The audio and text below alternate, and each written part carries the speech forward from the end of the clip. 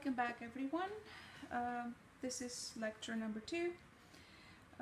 I decided to change the mode a little bit and get rid of the whiteboard and instead use paper, so I'm explaining as I'm writing, and together with this video I will also post all the written lectures, so you don't really miss anything. So this is lecture 2. Also, for the most part, this lecture and some others, I will post them in shorter segments, not, let's say, an hour and some video, but maybe cut the lecture into 3 parts, since it is easier to send and probably easier for you to digest the material. So this is lecture 2, page 1. Last time I did speak, I did talk about the concept, part 1. I should write here, part 1. I talked about the concept of quadrature of a planar shape. And I believe I wrote the definition of that on the whiteboard. So for this first part of the lecture, I'm planning to demonstrate the quadrature of a rectangle. Then the second part, quadrature of the rectangle and the triangle. For the second part, I will demonstrate the quadrature of any polygon. And then the big theorem for this lecture would be the quadrature of the lune. So let me just start with part 1, quadrature of a rectangle.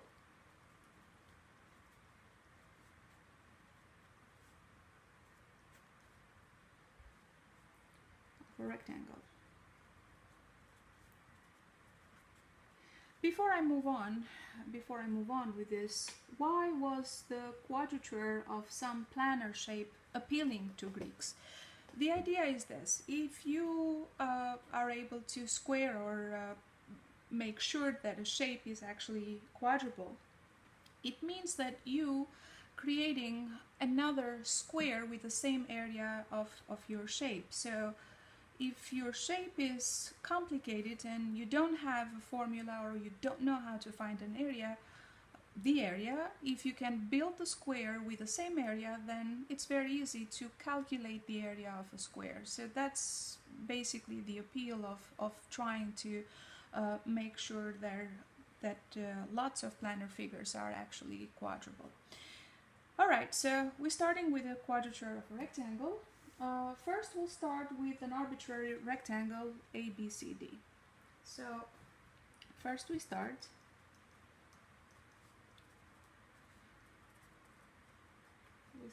with an arbitrary rectangle,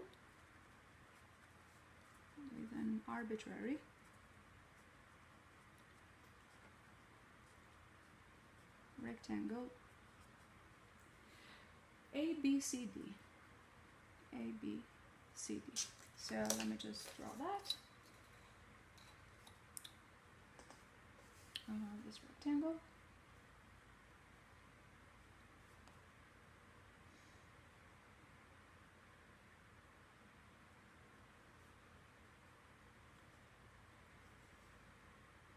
Let's say I have this rectangle.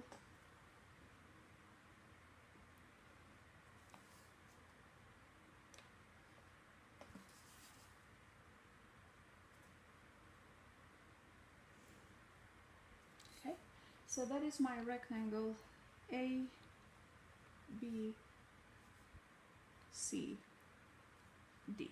Some arbitrary one. Okay. Next step, I will extend line AC and mark with compass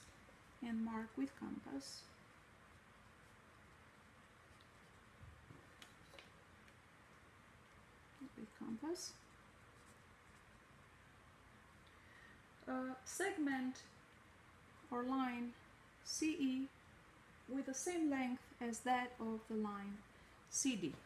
So I'm going to extend this. This is my line AC. I'm extending it.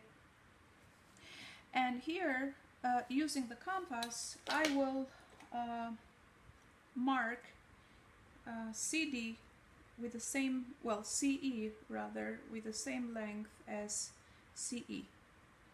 So here is the length CD.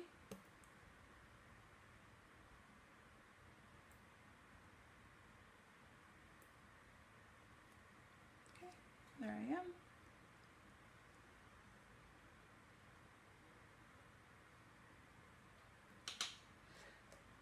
And this is E. So the length CD is equal to the length CE. This is possible by using the compass. Okay, now I'm going to use the compass to bisect a line AE. So I've got this new line AE now. I'm going to bisect it using the compass. I'm not sure if the book actually explains how that is done, but I'll show you how it is done with compass, and later on in the book Elements we shall see, or we probably will prove as to how this method is actually a valid one. So let me just write down the next step and then I'll do it. So with compass, or using compass again. Next we bisect the line AE at point G.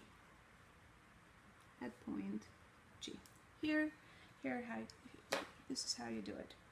At first, so if this is the line that you want to bisect, in one of the endpoints of the line, place the compass there and open it slightly more than half of the line.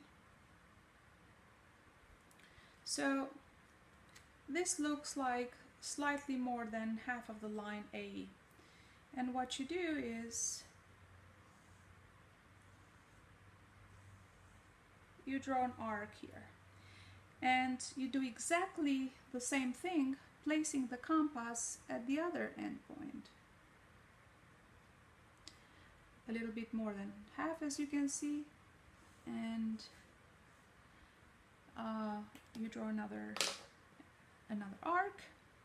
At the point where these two arcs intersect, drop a perpendicular, if you will, and where it drops is your point G. That is the point G. Okay, and point G is bisecting the segment AE.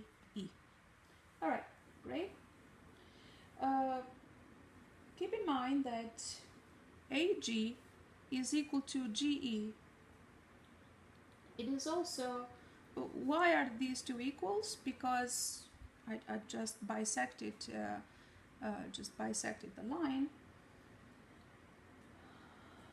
Now the next thing, I will construct the line C, or a line perpendicular to AE at the point C.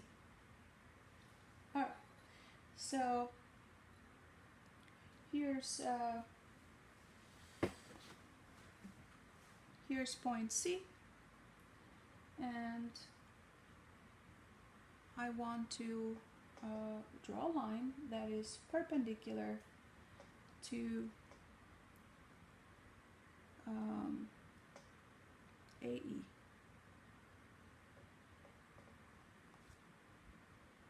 Okay.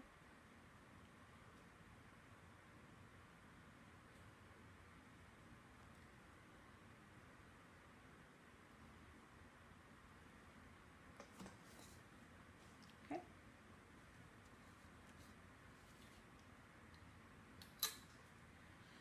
Okay. I repeat, AG is equal to GE. And CH is perpendicular to the line AE. So this is a right angle. Okay.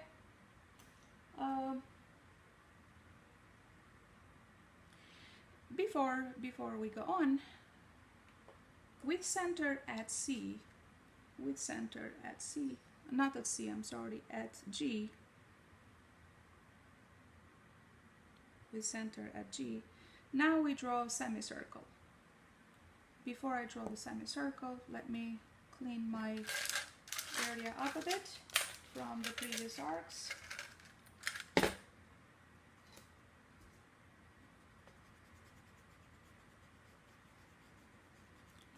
So once I got the point G, I'm okay. I just need this now to be the center of this semicircle that I will draw.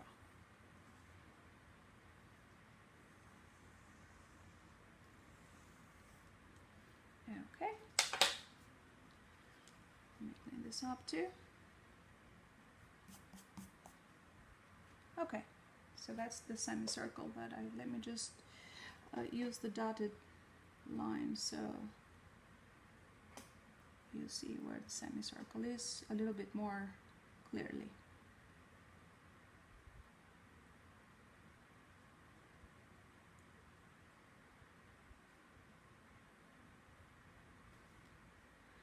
So with center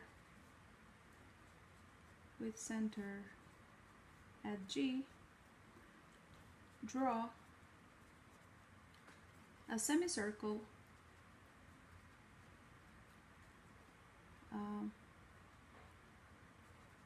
with radius AG equal to GE. Okay. This perpendicular line that we drew before is definitely cutting this semicircle at some point. Let me call that point H. So, and I will connect this as well, G and H. So AG is equal to GE is equal to GH as the radii of the semicircle. GH. Okay, now I'm going to build a square of the same length as the line HC. Let me just do that.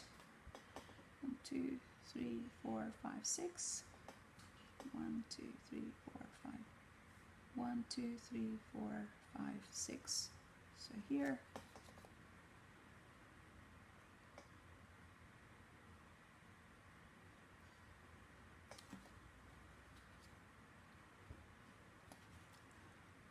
So, okay.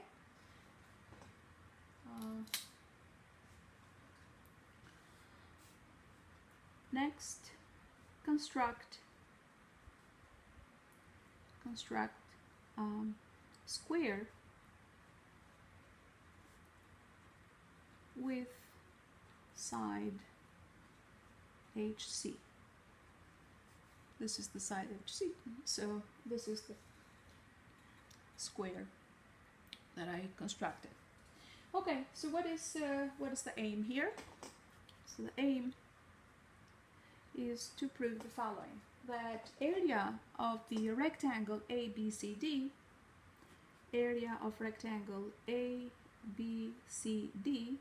is the same as the area of this square that I just built. It's the same as area CH. Let me name those 2 points. Let me call this F and let me call this K. So area of the rectangle ABCD is the same as area of the square CHKKF.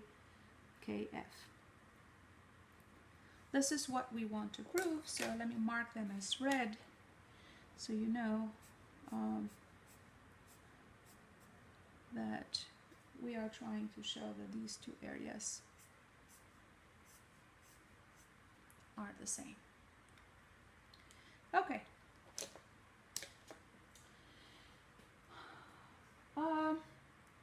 Here's what I do next. Proof.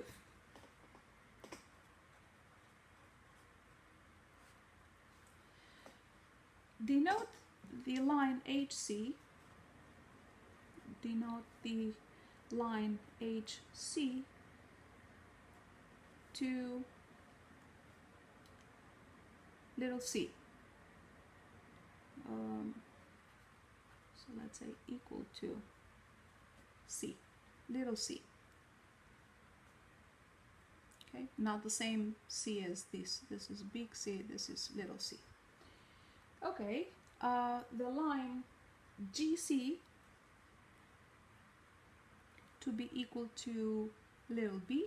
So the line GC is this little line here, so I'm calling that to be little b. And the line AG, I'm denoting that with little a. So this is little a. Okay, great. Next, I'm going to connect H with G. So connect H with G and consider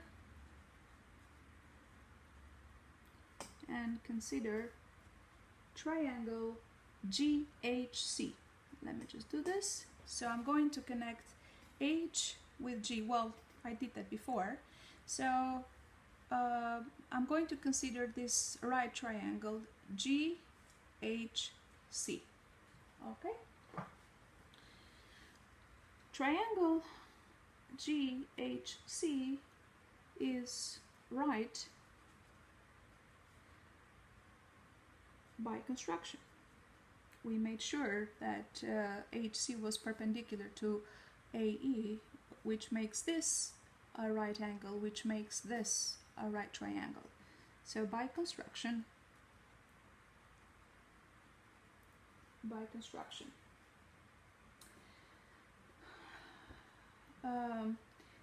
and by Pythagorean theorem,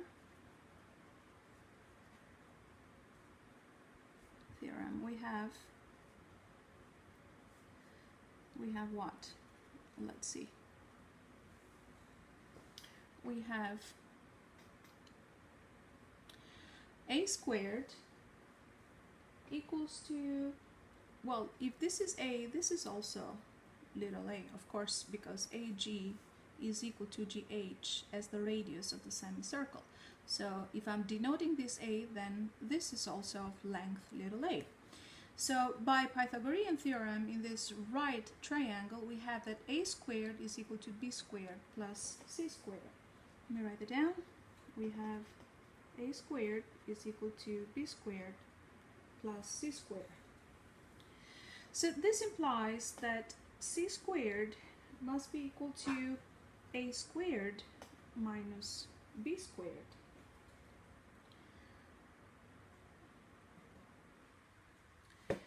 Okay.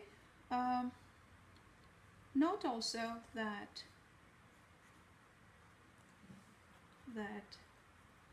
GE, the length GE, is also little a, no?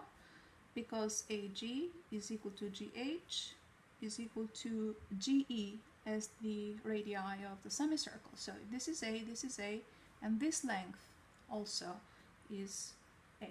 That's what I'm saying here. So now we have the following. What can we say about the length CE? Length CE, this length here, it is equal to GF, I'm sorry, not GF, GE minus GC. So the length CE is equal to the length GE minus the length GC. Okay? So CE is equal to GE minus GC. What is GE? What did I call GE? GE is A, no? And GC is B. We call that B. So what can I say about AC? The line AC now in terms of little a and little b. The line AC is equal to little a plus little b. Little a plus little b. What is the area? By the way, before I move on, don't forget that the line CD is the same as the line CE. We made sure that this was so by construction with compass in the very beginning. So, what is the area of the rectangle ABCD? Area of rectangle ABCD is equal to what? The width times the length. So it is equal to the line AC times the line, the magnitude or the length of these lines. That's what I mean by the line. Times the line CD. Area ABCD, therefore, AC is equal to A plus B. So I'm going to substitute AC with A plus